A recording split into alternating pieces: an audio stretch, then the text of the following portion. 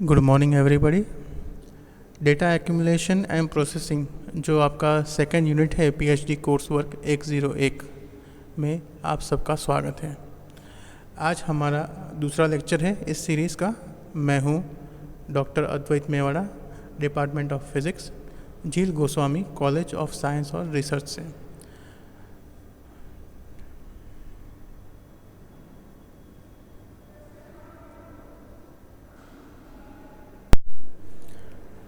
हमारा last lecture था, इसमें हमने primary methods of data collection study किए थे। इसमें हमने 4 बेसिक मेथड्स कवर की थी, जो कि ऑब्जर्वेशन, इंटरव्यू, क्वेश्चनर और शेड्यूल्स थी। यहाँ पे जो आप टेबल देख रहे हैं, इसमें इन चारों मेथड्स का एक शॉर्ट ओवरव्यू है, ताकि आपको याद रह सके कि हमने क्या डिस्कशन किया था। तो ब्रीफली रिकलेक्ट करते हैं। तो हमारी जो फर्स्ट मेथड थी वो ऑब्जर्वेशन थी। ऑब्जर्वेशन जैसे कि यहाँ पे लिखा है नॉन इंटरैक्टिव।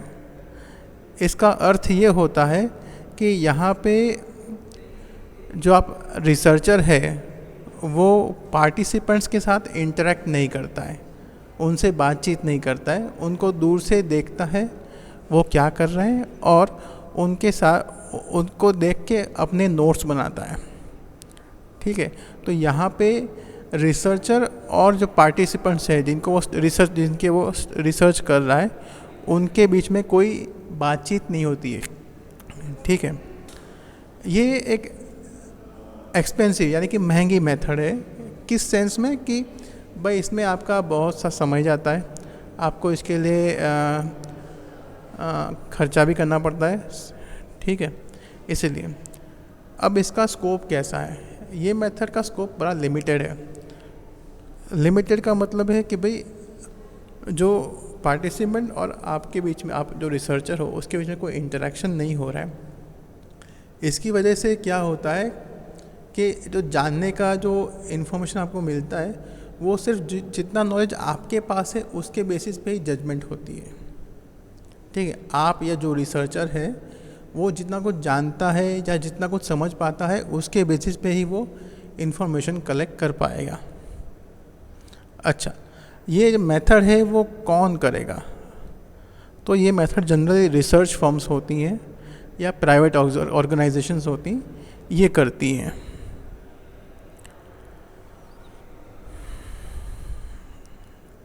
ओके, दूसरी जो मेथड थी वो थी इंटरव्यू मेथड। इंटरव्यू मेथड में इंटरेक्शंस होता है ऑब्जर्वेशन के, जिसमें रिसर्चर और पार्टिसिपेंट्स के बीच में कोई बातचीत नहीं हो रही। उसके ऑपोजिट में यहाँ पे क्या होता है कि यहाँ पे बहुत ही इंटरेक्शन होता है, यानी कि बहुत बातचीत होती है।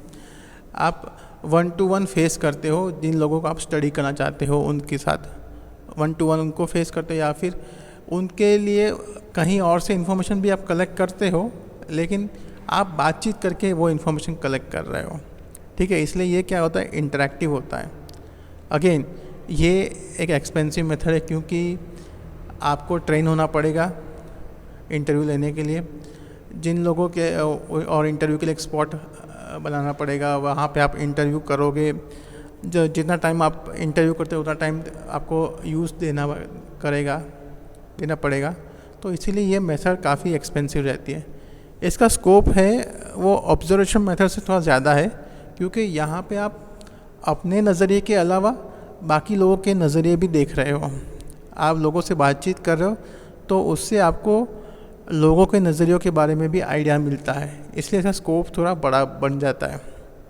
ठीक है, तो ये मेथड कौन करता है? तो ये मेथड है वो जनरली प्राइवेट एंटरप्राइजेस या रिसर्च फर्म्स करती है। तो ये क्या है कि एक तरह से ऑब्जर्वेशन मेथड से थोड़ा बड़ा लेवल पे आ जाता है। ठीक है, नेक्स्ट जो आता है वो है क्वेश्चनर। क्वेश्चनर में हम एक फॉर्म पोस्ट करते हैं। ठीक है, एक नहीं, बहुत सारे फॉर्म, सेम फॉर्म होता है लेकिन उसकी मल्टीपल कॉपीज है। एक पूरे विस्तार में या एक पूरे ज़िले में या एक पूरे राज्य में ऐसे पोस्ट किया जाता है या पूरे देश में पोस्ट किया जाता है, ठीक है। और यहाँ पे अगेन एक तरह से 1-to-1 इंटरेक्शन नहीं हो रहा है। यहाँ पे आप जिन लोग को पोस्ट भेज रहे हो, आप एक्सपेक्ट करते हो कि वो लोग पढ़े लिखे हैं, वो लोग ये पोस्ट पढ़ेंगे और आपके फॉर्म के सही और ईमानदारी से जवाब देंगे, ठीक है। और उसके बाद वो उसको वापस पोस्ट करेंगे आपको, ताकि आप अपने इन्फॉर्मेशन कलेक्ट कर पाएँ, ठीक है। तो इंटरव्यू मेथड और ऑब्जर्वेशन मेथड के कंपैरिजन में ये थोड़ी सस्ती मेथड है, क्योंकि इसमें क्या है, किसी एक्सपर्ट को हायर नहीं करना पड़ता है इस चीज़ के लिए। आप एक क्वेश्चन का लिस्ट बना दो और आपको सिर्फ पोस्ट का खर्चा उठाना है, ठीक है। क्योंकि ये कहीं भी किसी भी को भी भेज सकते हैं, बस उसके पास एक एड्रेस होना चाहिए जहाँ पे पोस्टमैन पहुँच सके। इसलिए इसका कवरेज है वो बहुत बड़ा है, बहुत बड़े एरिया को वो कवर कर लेता है, ठीक है। तो इस तरह की मेथड्स के लिए कौन करता है? तो इस तरह की जो मेथड्स हैं वो रिसर्च फर्म्स या बड़े ऑर्गेनाइजेशंस, इवन गवर्नमेंट भी करती है।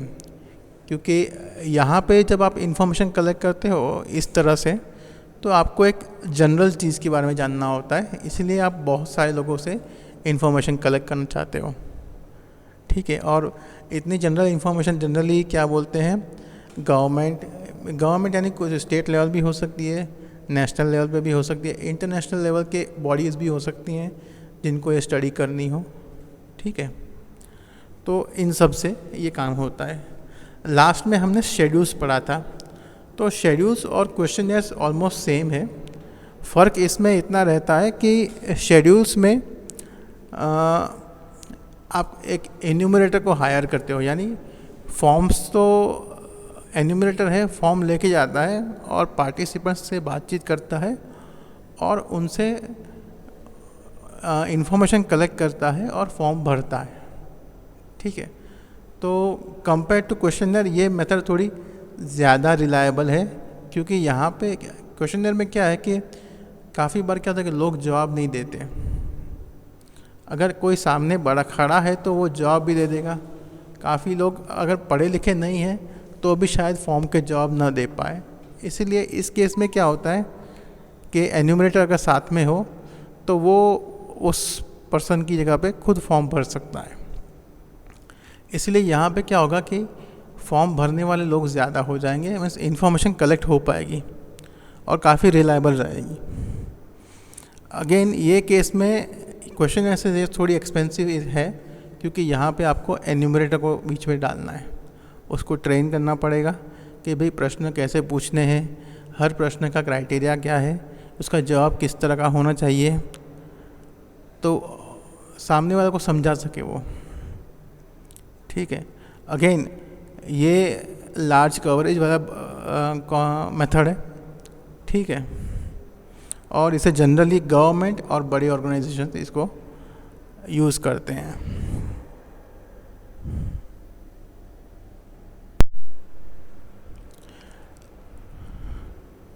अभी हम सेकेंडरी डेटा कलेक्शन मेथड्स पे ध्यान देंगे, ठीक है। तो जो 4 मेथड्स की बात की, ऐसा नहीं कि वो 4 ही प्राइमरी कलेक्शन मेथड्स हैं, दूसरी बहुत सारी मेथड्स हैं, लेकिन ये 4 क्या है कि मेन कैटेगरी में आती है और सबसे ज़्यादा इम्पोर्टेंट और ज़्यादा यूज़ की जाने वाली मेथड है। बाकी की मेथड्स भी है, लेकिन वो दूसरे रिस्ट्रिक्टेड लिमिटेड केसेस में ज़्यादा काम लगेंगी, इसलिए हम इनको कवर नहीं कर रहे हैं इसमें। नेक्स्ट हम जो मेथड्स पढ़ रहे हैं वो सेकेंडरी डेटा कलेक्शन मेथड्स हैं। तो पहले सवाल ये आता है कि सेकेंडरी मेथड होती क्या है, ठीक है। तो जैसे कि प्राइमरी मेथड्स का मैंने कहा कि प्राइमरी मेथड्स वो मेथड है जो आप लोग अपने आप खुद रिसर्च करके कलेक्ट करके इकट्ठा करते हो और नोट करते हो, ठीक है। सेकेंडरी डेटा उल्टा है, सेकेंडरी डेटा किसी और ने कलेक्ट किया है और वो आप अपने काम के लिए इस्तेमाल करने वाले हो, ठीक है। तो ये सेकेंडरी है, क्योंकि किसी और का ढूंढा हुआ डेटा आप अपने काम के लिए इस्तेमाल कर रहे हो, इसलिए आपके लिए उतना इम्पोर्टेंस आपका खुद का नहीं है, इसलिए वो सेकेंडरी है। ठीक है। अगेन यहाँ पे नोट करने वाली बात ये है कि ऐसा नहीं कि उसने डेटा कलेक्ट किया है, आप सेकेंडरी डेटा किसी और ने कलेक्ट किया है, उसके ऊपर डेटा प्रोसेसिंग हुआ है और उसका जो रिज़ल्ट है वो आप इस्तेमाल कर रहे हो। ठीक है। तो जैसे कि स्लाइड में दिखा हुआ है कि secondary data are those which have already been collected by someone else, यानी कोई किसी और ने उसको इकट्ठा करके रखा हुआ है, and which have already been passed through the statistical process, यानी कि जिसके ऊपर स्टैटिस्टिकल एनालिसिस हो चुका है, वैसा डेटा को हम सेकेंडरी डेटा कहते हैं।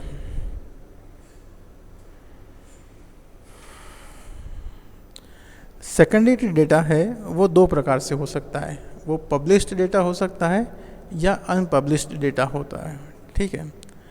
पब्लिश्ड का मतलब है कि ऑनलाइन अवेलेबल होना या किसी बुक, मैगज़ीन या किसी भी सोर्स में प्रिंट होके अवेलेबल हो जाना। ठीक है। तो वो पब्लिश डेटा होता है। अनपब्लिश्ड है वो भी इंफॉर्मेशन है, लेकिन वो क्या है, पब्लिक में अवेलेबल नहीं है। ओके। वो किसी का पर्सनल या प्राइवेट इंफॉर्मेशन हो सकती है। ओके। जब हम सेकेंडरी डेटा यूज़ करते हैं तो हमें बहुत ही सावधान रहना चाहिए। We have to be very careful, क्योंकि काफ़ी बार जो डेटा हम कलेक्ट कर रहे हैं वो सूटेबल ना भी हो और इनएडिक्वेट भी हो सकता है। वो कैसे, तो वो हम आगे डिस्कस करेंगे कि भाई एक सेकेंडरी डेटा का अनसूटेबल होना या इनएडिक्वेट होने का अर्थ क्या होता है और उसको चेक करने के लिए आप क्या क्या कर सकते हो। ठीक है। एक और पॉइंट नोट करने जैसी है कि सेकेंडरी डेटा को या जो भी डेटा पब्लिश किया गया है, ऐसा नहीं कि ये पब्लिश किया है यानी इसका मतलब है कि भाई ये सही है या ये जो लिखा है वो सही है। आपको वो उसका प्रॉपर एनालिसिस करना पड़ेगा कि भाई ये डेटा उसने किन संजोगों में लिया था, किस समय लिया था, कैसे लिया था। ठीक है। तभी आपको आइडिया आएगा कि भाई ये आपके काम का डेटा है कि नहीं है। दूसरी बात ये भी है कि ऐसा ना हो कि जिस आधार पे उसने डेटा कलेक्ट किया हो और जिस आधार पे आपको डेटा चाहिए उसमें तालमेल ना हो, तब भी ये आपके लिए काम का नहीं हो सकता। ठीक है।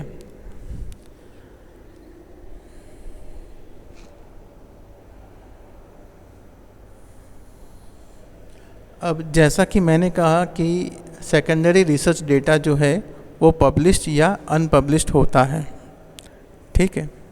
तो पहले देखते हैं कि ये पब्लिश्ड डेटा हमें कहाँ से मिल सकता है। ठीक है। तो पहले तो पब्लिश डेटा कौन पब्लिश करता है, जनरली सेंट्रल गवर्नमेंट हो सकती है, स्टेट गवर्नमेंट हो सकती है या लोकल गवर्नमेंट। लोकल गवर्नमेंट यानी कि आपकी म्यूनसिपैलिटी हो सकती है। ठीक है। डिस्ट्रिक्ट लेवल के अधिकारियों ने पब्लिश किए हुए रिपोर्ट्स हो सकते हैं। तो ये सब है, ये पब्लिश डेटा है। अब एग्जांपल के तौर पे भारत की जनगणना की बात चलती है, तो जनगणना जब करते हैं उसके फिर रिपोर्ट्स आते हैं कि भाई ये आपका पॉपुलेशन कंसेंसस कहते हैं उसको। तो इस साल में कंसेंसस क्या था, कुछ सालों के बाद फिर से कंसेंसस आएगी, तो वहाँ पे चेक करते हैं कितना मेल रेशियो है, कितना फीमेल रेशियो है, टोटल पॉपुलेशन कितनी है, फिर हर स्टेट वाइज पॉपुलेशन कितना है। ये सब जो पब्लिक डेटा होता है ये गवर्नमेंट का होता है।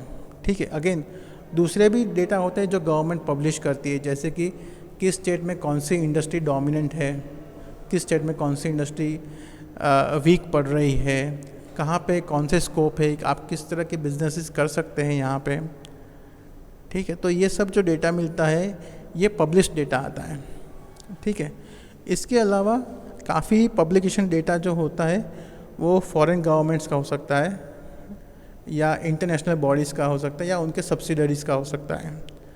अब फॉरेन गवर्नमेंट्स का पब्लिश डेटा का मतलब क्या है, जैसे इंडिया ने कि मैंने कहा कि भाई कंसेंसस का पॉपुलर क्या रिपोर्ट है, उस तरह से दूसरी कंट्रीज़ भी अपना रिपोर्ट पब्लिश करेगी।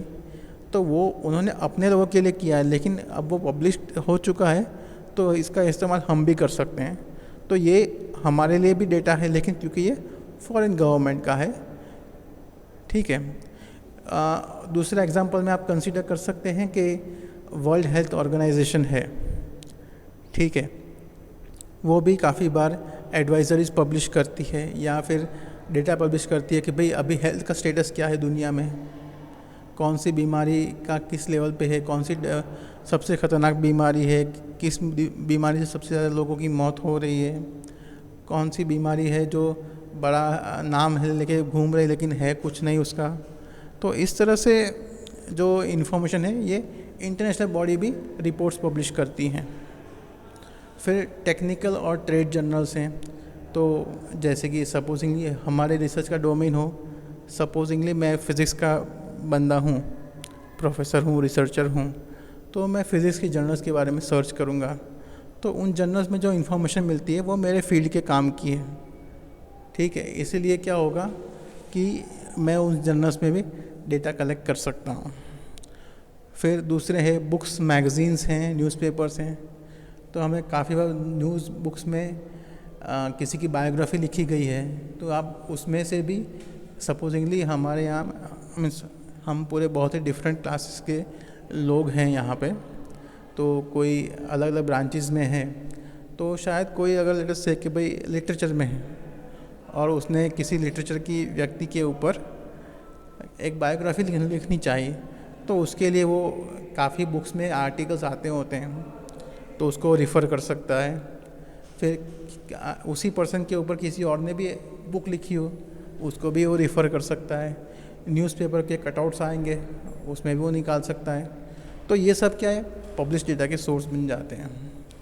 फिर काफ़ी इंडस्ट्री अपने रिपोर्ट्स निकालती है कि भाई कॉमर्स का जो एसोसिएशन है वो बोलता है कि इस साल हमने क्या किया, हमने किस तरह की एक्टिविटीज़ की, उसका वो रिपोर्ट्स दे सकते हैं। बैंक्स होती हैं, स्टॉक एक्सचेंजेस है, वो अपना ईयरली एनुअल रिपोर्ट देते हैं। ठीक है। फिर उसके बाद है हम लोग रिसर्चर्स, वो भी हम जो पब्लिश करेंगे वो भी तो किसी और के काम आएगा। ठीक है, तो वो भी पब्लिश डेटा है। फिर public records, statistics, historical documents and other sources of published information. अभी जो एक्चुअली जो हम बात कर रहे हैं वो थोड़ा करंट इन्फॉर्मेशन की बात हो रही है। ठीक है, काफ़ी बार पुराने किताबों के रिकॉर्ड्स हैं या फिर हिस्टोरिकल रिकॉर्ड्स हैं, पुराने ज़माने की कलाकृतियाँ हैं, उनके वो शिलालेख होते हैं, वहाँ पे जो लिखावट आती है वो भी इंफॉर्मेशन है। ठीक है, तो वो भी it is a source of published data. अब अनपब्लिश्ड डेटा की बात करते हैं।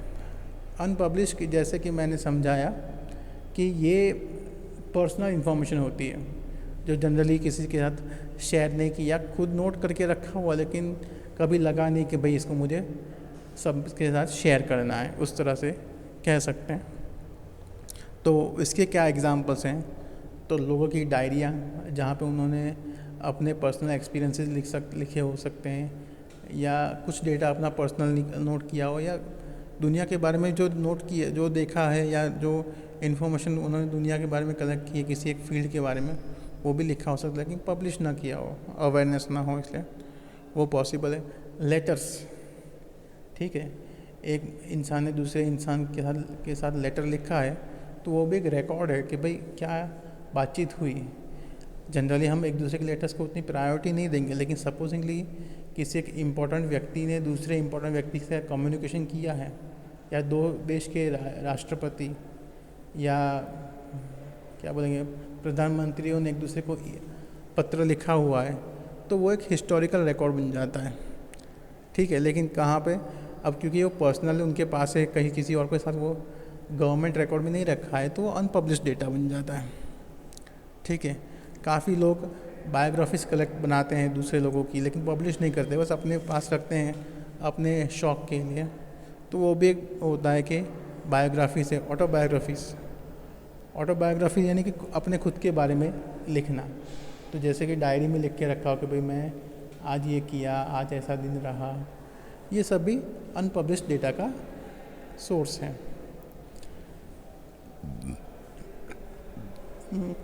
तो काफ़ी स्कॉलर्स, रिसर्चर्स ये सब भी अपना रिसर्च करते हैं लेकिन फिर शेयर नहीं करते हैं, अपने आप तक ही सीमित रखते हैं।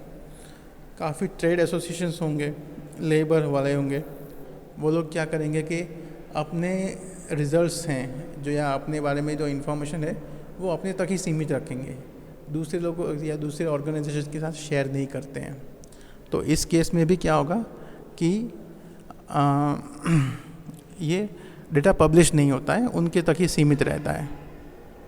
सेम चीज़ आगे होती है कि भाई पब्लिक प्राइवेट इंडिविजुअल्स हैं या ऑर्गेनाइजेशंस हैं, वो भी काफ़ी लोग ऐसे होते हैं कि भाई मेरे पास जो इन्फॉर्मेशन है मैं किसी के साथ शेयर नहीं करूँगा या नहीं करना चाहता, ठीक है। तो उस तरह के सोर्सेज में वो डेटा क्या होता है, उनके तक ही सीमित रहता है या अनपब्लिश्ड रहता है।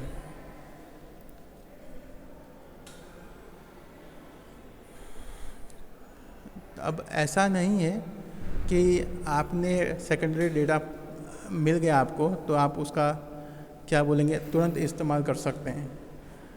डेटा, सेकेंडरी डेटा किसी का आपने नोट किया तो वो आपके काम का है कि नहीं, उसको आपको चेक करना चाहिए पहले। यानी फर्स्ट पॉइंट जो आपको देखना चाहिए वो ये है कि ये डेटा रिलायबल है कि नहीं। रिलायबल का मतलब क्या है कि एक तो रिपीट हो रहा है कि नहीं, ठीक है। आप जानना चाहोगे, पहली बात यह है कि आपको जानना चाहिए कि ये डेटा किसने कलेक्ट किया है। जिस किसी इंसान का डेटा आप यूज़ करने वाले वो कौन है, आप जानते हो वो किस तरह का इंसान है, उसका काम करने का तरीका कैसा है।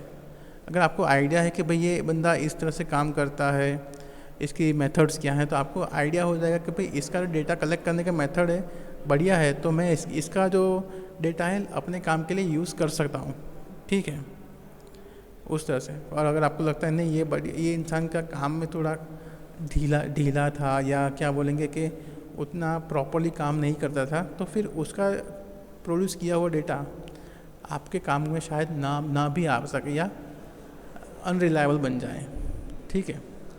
दूसरी बात, बंदा रिलायबल है, चलो कहाँ से डेटा लिया उसने वो भी देखना पड़ेगा आपको, ठीक है। ये जो डेटा उसने लिया ये आपके प्रॉब्लम्स के साथ एसोसिएटेड है, वहाँ से लिया या कहीं और से लिया, ठीक है। फिर आपको देखना पड़ेगा कि डेटा जब लिया तो मेथड्स कौन सी यूज़ की थी, वो मेथड उस डेटा कलेक्शन के लिए करने के लिए सही थी या गलत थी, ठीक है।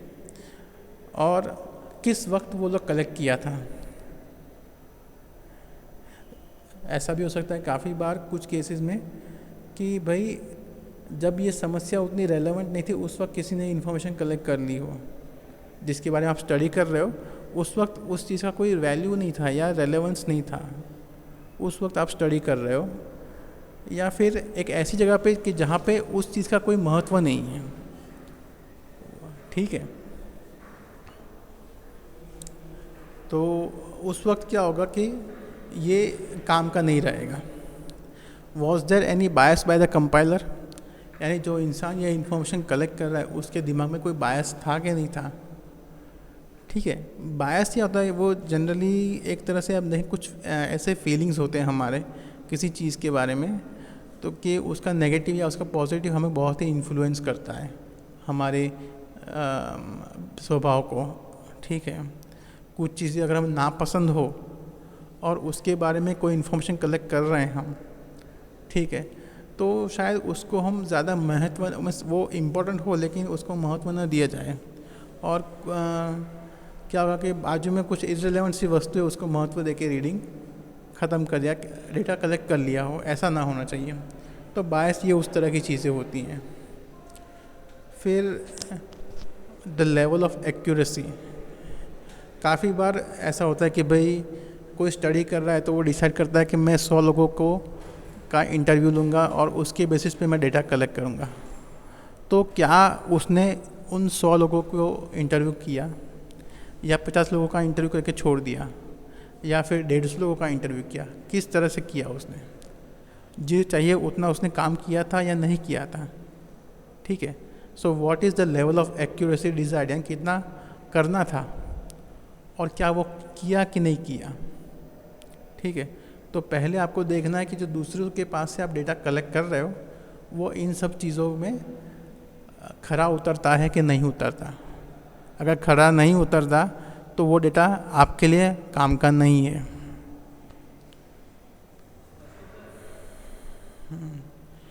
और दूसरी दो बातें हैं जो इसको हमें ध्यान में रखना है, वो है कि डेटा सूटेबल है कि नहीं, ठीक है। सूटेबल का मतलब क्या है कि अगर आप किसी एक प्रॉब्लम को स्टडी कर रहे हो, ठीक है, फॉर एग्जांपल आपने जो प्रॉब्लम डिफाइन किया है वो चाइल्ड साइकोलॉजी के ऊपर है, ठीक है, और जो डेटा आप कलेक्ट करने वाले हो वो अगर आपने एडल्ट्स की साइकोलॉजी पे कलेक्ट कर दिया है तो वहाँ पे कुछ जजेगा नहीं, जमेगा नहीं। यहाँ और वहाँ टोटली डिफरेंट लोग हैं, डिफरेंट स्टेट ऑफ माइंड होता है, ठीक है। बच्चे का माइंड बहुत अलग तरह से चलता है और एडल्ट का माइंड अलग तरह से चलता है।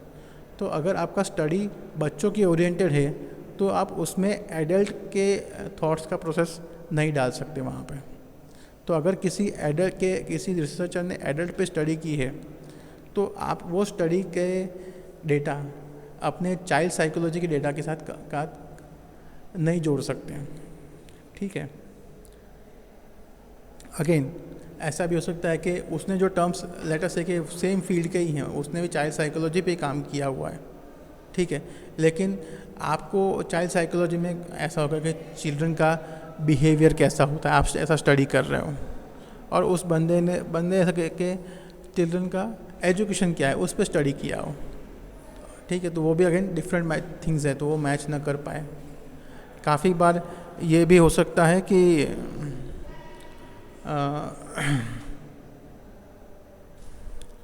ये भी हो सकता है कि आपका जो डेटा है वो और उसने जो डेटा लिया है वो डिफरेंट कैटेगरी का और डेफिनेशन सेम नहीं है, ठीक है।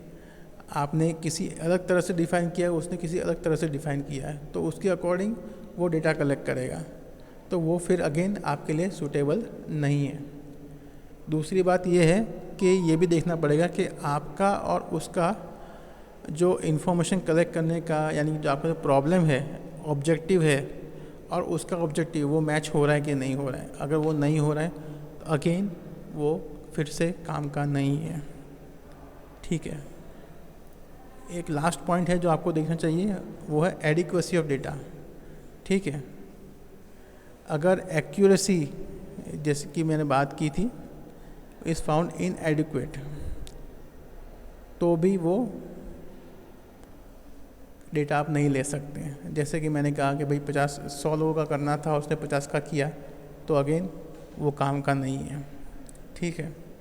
और ये भी देखना है कि किस एरिया के साथ, अगर वो एरिया है वो आपके एरिया के साथ मैच हो रहा है कि नहीं हो रहा है। जैसे कि पहले केस में मैंने कहा एक एडल्ट साइकोलॉजी पे स्टडी कर रहा है, दूसरा चाइल्ड साइकोलॉजी पे स्टडी कर रहा है, तो वहाँ पे फ़र्क पड़ रहा है। अगर दोनों चाइल्ड साइकोलॉजी पे काम कर रहे हो लेकिन एक बिहेवियर पे काम कर रहा है और दूसरा एजुकेशन पे काम कर रहा है, तो अगेन ओवरलैप नहीं हो रहा है, तो वो देखना पड़ेगा आपको। तो उस केस में भी आपको यही क्लेम करना पड़ेगा कि डेटा एडिक्वेट नहीं है और आपको वहाँ से डेटा नहीं लेना है।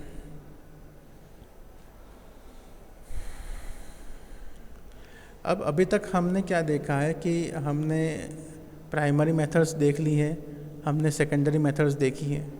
तो अब आप स्टडी करने जाओगे तो कौन सी मेथड स्टडी करोगे, लोगे, वो कैसे डिसाइड करोगे?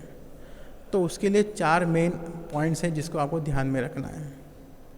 फर्स्ट है nature, scope and object of inquiry, यानी आपकी जो स्टडी है, रिसर्च है, वो किस तरह की है, वो कहाँ तक कवर करने वाली है और किस चीज़ के बारे में है। वो आपको क्या है, वो सबसे इम्पोर्टेंट होता है। वो आपको डिसाइड करने, वो आपको मदद करती है कि आप डिसाइड करने में कि कौन सी मेथड यूज़ करनी है आपको, ठीक है। दूसरा जो पॉइंट है जिस पे आपको ध्यान देना पड़ेगा वो है फंड्स, पैसा। आपके पास कितना पैसा है या फिर आपको कितना फंडिंग मिल रहा है, उसके अकॉर्डिंग आप डिसाइड कर पाएंगे कि आप कौन सी मेथड को सिलेक्ट कर पाएंगे। ठीक है, काफ़ी बार आपके पास पैसा बहुत है तो आप क्या बोलते हैं कि भाई शेड्यूल्स कर सकते हैं या फिर पर्सनल इंटरव्यू कर सकते हैं, लेकिन काफ़ी बार ऐसा भी पॉसिबल है कि भाई पैसे नहीं है तो फिर आपको क्या बोलते हैं क्वेश्चनर से काम चलाना पड़े। ठीक है, तो पैसा भी डिसाइड करता है कि कौन सी मेथड यूज़ कर सकते हैं। फिर है टाइम। अगर आपका प्रॉब्लम ऐसा है कि उसको टाइम चाहिए और आपके पास उतना वक्त है तो फिर आप शेड्यूल्स या क्वेश्चनर्स यूज़ कर सकते हो। अगर आपका प्रॉब्लम ऐसा है कि जिसके पास टाइम लिमिटेड है तो फिर आपको शायद ऐसा बने कि आपको ऑब्जर्वेशन मेथड यूज़ करनी पड़े। ठीक है, दूसरी कोई मेथड यूज़ करनी पड़े जिसमें टाइम कम चाहिए। ठीक है, और लास्ट है प्रिसिशन, कि डेटा कलेक्शन और किस लेवल की आपको प्रिसिशन चाहिए इंफॉर्मेशन कलेक्ट करने के लिए, तो वो भी आपको क्या बोलेंगे हेल्प करेगी कि भाई आप कौन सी मेथड सिलेक्ट करो। ठीक है, आई होप कि आप लोगों को समझ में आ रहा है और कोई क्वेरी नहीं है आपके पास। अगर कोई क्वेरी हो तो आप नोट कर लीजिए, हम एक बार सेशन रखेंगे इसके लिए कि सारे क्वेरीज आपके सॉल्व किए जाए। एक एग्जांपल के तौर पे यहाँ पे मैं बता रहा हूँ कि भाई अगर आपके पास फंड्स कम हैं, टाइम भी कम है, डेटा भी कम है और कुछ प्रिसाइज नहीं चाहिए आपको, तो आप इंटरव्यू में टेलीफोन इंटरव्यू पे चले जा सकते हो। तो कैसे आपको सिर्फ फ़ोन यूज़ करना है, सबको कॉल करना है, 2-5 मिनट बात करनी है और इन्फॉर्मेशन कलेक्ट कर देनी है। अगर आपका थोड़ा बहुत पैसा ज़्यादा है और डेटा भी ज़्यादा चाहिए थोड़ा बहुत, तो आपको पर्सनल इंटरव्यू करना चाहिए ताकि आप थोड़ा और जान पाएंगे। अगर आपका फंड्स रिस्ट्रिक्टेड है, ठीक है, टाइम ज़्यादा है, डेटा भी ज़्यादा है और प्रिसिशन कम चाहिए, तो क्वेश्चनर्स आप यूज़ कर सकते हो। ठीक है, अगर फंड्स ज़्यादा है, टाइम ज़्यादा है, डेटा ज़्यादा है, प्रिसिशन की ज़रूरत कम है, तो आप पर्सनल इंटरव्यू और क्वेश्चनर दोनों कर सकते हो।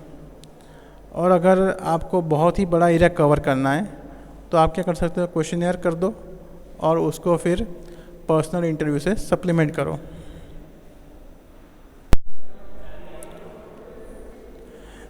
एक मेथड है जिसके बारे में हमने इन सब में डिस्कस नहीं किया क्योंकि ये एक अनोखी मेथड है।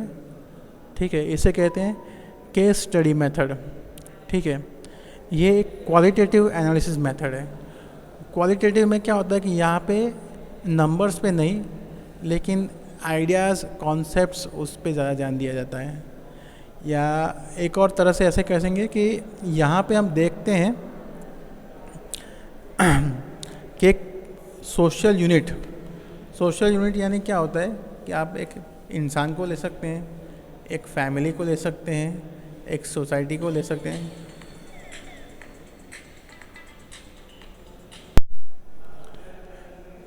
एक सोसाइटी को ले सकते हैं, एक कल्चरल ग्रुप को ले सकते हैं, एक इंस्टीट्यूशन, एक कंपनी ले सकते हैं और उसको स्टडी कर सकते हैं।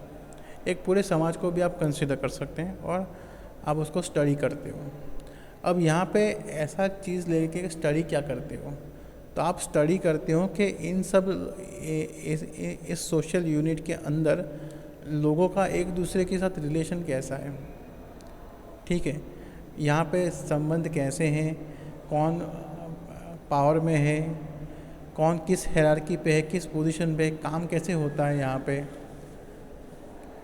ठीक है, ये सब स्टडी करते हैं। अब हमें ये भी देखते हैं कि ये जो होता है ये ऐसा क्यों होता है, इसके पीछे के कारण क्या हो सकते हैं, वो आपको जानने का यहाँ पे मौका मिलता है।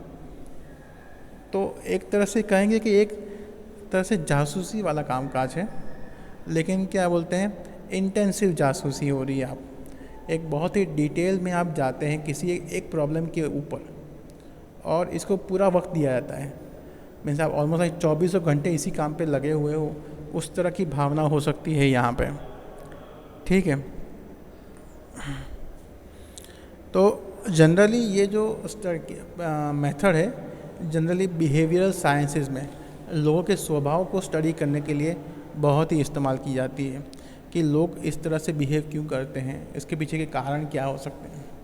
ठीक है, इसलिए बन सकता है कि काफ़ी सिर्फ जनरली इस मेथड्स को लोग क्रिमिनल माइंड को स्टडी करने के लिए ज़्यादा इस्तेमाल करते हैं कि भाई क्रिमिनल है, वो क्राइम करता है तो क्यों करता है, उसके लिए ज़िम्मेवार कौन है, क्या सोसाइटी ज़िम्मेवार है या पर्सन खुद ज़िम्मेवार है। ठीक है, तो ये सब स्टडी करने के लिए क्या करते हैं, एक पर्टिकुलर ग्रुप को क्या बोलते हैं, स्टडी करते हैं आप। ये ऐसा ग्रुप ऑफ क्रिमिनल्स भी हो सकता है, या फिर आपको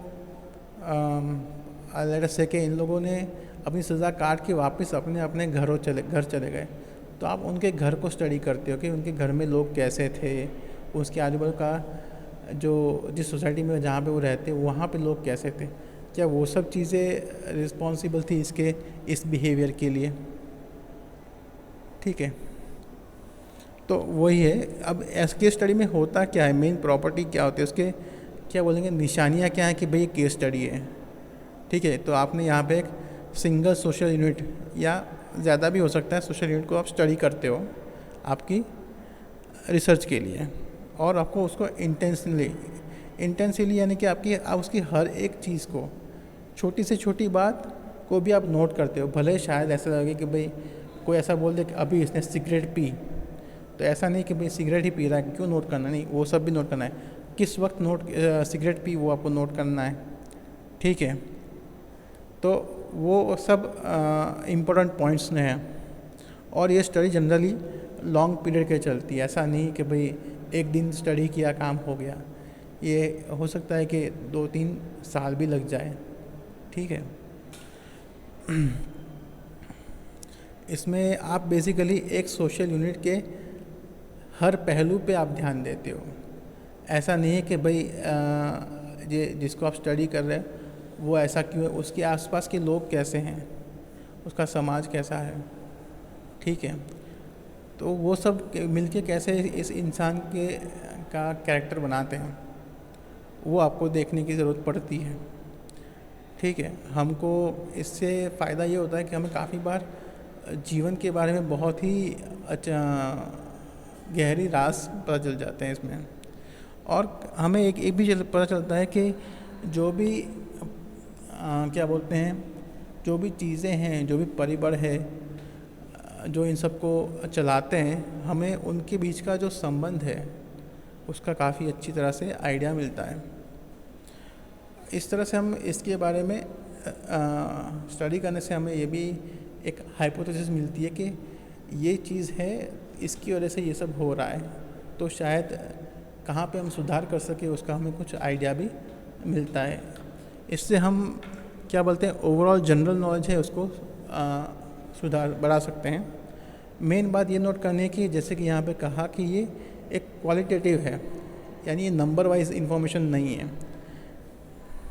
ठीक है, अब इस स्टडी के फ़ायदे क्या हैं, तो जिस यूनिट को हम स्टडी कर रहे हैं उसके बिहेवियरल पैटर्न, ठीक है, यानी कि वहाँ पे उस यूनिट के अंदर के लोगों का स्वभाव किस तरह का होता है उसका हमें आइडिया मिलता है। हमें सच्चे एक्सपीरियंसेस का, पर्सनल एक्सपीरियंसेस का रिकॉर्ड मिलता है। ठीक है, हम इतना डीप में स्टडी कर रहे हैं कि हमें बेसिकली ये सोशल यूनिट है उसका पास्ट क्या है, ठीक है, और रिलेशनशिप कैसे रही थी अभी तक, उन सब का, उसके आजू बाजू का सोशल रिलेशंस है वो सब का क्लियर आइडिया मिल जाता है। ठीक है, तो जिनको हम स्टडी करते हैं वो हमारा नेचर ऑफ और या सैंपल यूनिट बन जाता है, और जो आजू बाजू है जिसके साथ उसका इंटरेक्शन हम कंसीडर करते हैं उसे उसका यूनिवर्स कहते हैं। तो हमें पता चलता है कि उस यूनिवर्स में इसका लोकेशन क्या है, इसका स्टेट क्या है, इसका पोजीशन क्या है। ठीक है, क्योंकि अब इसकी हिस्ट्री का हमें आइडिया है और हमें पता है कि ऐसा क्यों है हुआ, तो हम क्या कर सकते हैं, हम सजेशंस दे सकते हैं कि भाई इसका जो हिस्ट्री था उसमें कौन से कारण थे जिसकी वजह से ये ऐसा हुआ। तो अगर वो कारण पता चलते हैं तो हम बता सकते हैं कि भाई ये चीज़ भविष्य में ना हो उसके लिए हम क्या कर सकते हैं। ठीक है, और ये अगर आप इम्प्लीमेंट करते हैं होता है तो इससे सोशल चेंज आता है। ठीक है, अब इसके फ़ायदे हैं तो इसके कुछ नुकसान भी हैं। तो यहाँ पे क्या है, जब हम स्टडी करते हैं तो यहाँ पे जो हिस्ट्री मिलती है वो क्या बोलते हैं, लोग अपने आप से या अपने वर्ड्स में बताते हैं। ठीक है, तो एक जब वो अपने वर्ड्स में बताते हैं तो वो वहाँ पे अपने मीनिंग्स निकालते हैं, अपने कॉन्सेप्ट यूज़ करते हैं, तो उसको आपको अपने वर्ड्स में, अपने कॉन्सेप्ट में ट्रांसलेट करना पड़ेगा ताकि वो आपकी भाषा में प्रॉपरली आ जाए। ठीक है, इन्फॉर्मेशन कलेक्ट की जा रही है वो क्या बोलते हैं, शायद रियल ना भी हो, क्योंकि यहाँ पे रिसर्चर की खुद की सब्जेक्टिविटी या बायस भी अंदर आ सकती है। कुछ चीज़ वो ऐसे नज़रअंदाज भी कर सकता है, कुछ चीज़ों को वो ज़्यादा भाव भी दे सकता है। तो ये भी एक, क्योंकि इंसान है तो इंसान से ही ये सब चीज़ें हो सकती है, इसलिए ये सब होना पॉसिबल है। यहाँ पे फॉल्स जनरलाइजेशन हो सकती है। ठीक है, क्योंकि आप सिर्फ एक ही यूनिट को स्टडी कर रहे हो, एक ही सिनेरियो को स्टडी कर रहे हो, आपको सारे के सारे सिचुएशंस के बारे में आइडिया नहीं है। भले ही आपको एक यूनिट के बारे में पूरा का पूरा जानकारी है, लेकिन ऐसे बहुत सारे यूनिट्स हैं जिसके बारे में आपको पता नहीं है, इसलिए एक के बेसिस पे जजमेंट लेना वो गलत हो सकता है। ठीक है, यहाँ पे बहुत टाइम जाता है और इसलिए बहुत पैसा भी लगता है इसके पीछे। काफ़ी बार आपने स्टडी करने के लिए कुछ ऐसे क्या बोलते हैं विचार रखे होंगे जो शायद प्रैक्टिकल ना हो, रियलिस्टिक ना हो। ठीक है, अगेन क्योंकि हमने एक लिमिटेड जगह पे ही कंसीडर किया है, तो ये दुनिया के मीन्स की सोसाइटी के हर पहलू को छूता नहीं है। ठीक है, इसलिए ये एक लिमिटेड एग्जांपल है, स्पेशल केस है, स्पेशल आंसर होगा इसके लिए। ज़रूरी नहीं ये आंसर सबके लिए काम आ जाए। हाँ, इससे हम कुछ गेन कर सकते हैं, लेकिन ज़रूरी नहीं कि ये हर जगह काम आ सके। अगर आप एज अ रिसर्चर, आपको इस सिचुएशन के बारे में पूरी जानकारी नहीं है, ठीक है, तो काफ़ी जो आपकी जो धारणा की वजह से जो भी होता है उसकी ज़िम्मेवारी आपको ही लेनी पड़ेगी। ठीक है, और कोई नहीं ले सकता। ओके, तो ये आज का सेशन हम यहाँ पे हम एंड करते हैं। ठीक है, आज के सेशन में हमने बेसिकली जो कवर किया वो था कि सेकेंडरी डेटा होता क्या है, उसे पब्लिश सोर्स कौन से हैं, अनपब्लिश सोर्स कौन से कैसे होते हैं। ठीक है, और हमने ये देखा कि भाई जब सेकेंडरी डेटा लेते हैं तो किन चीज़ों का आपको ध्यान रखना पड़ेगा। और उसके बाद हमने केस स्टडी के बारे में, जो कि एक अलग ही प्रकार की स्टडी है, उसके बारे में जाना। ठीक है, इसके साथ आपका जो डेटा कलेक्शन का पार्ट था वो आपका ख़त्म हो जाता है। अब हम क्या करेंगे, हम डेटा प्रोसेसिंग के ऊपर जाएंगे। तो नेक्स्ट 3 लेक्चर जो आपके हैं वो डेटा प्रोसेसिंग के ऊपर रहेंगे।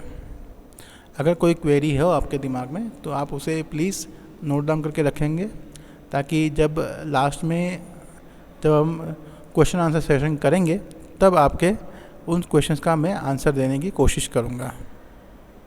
Thank you.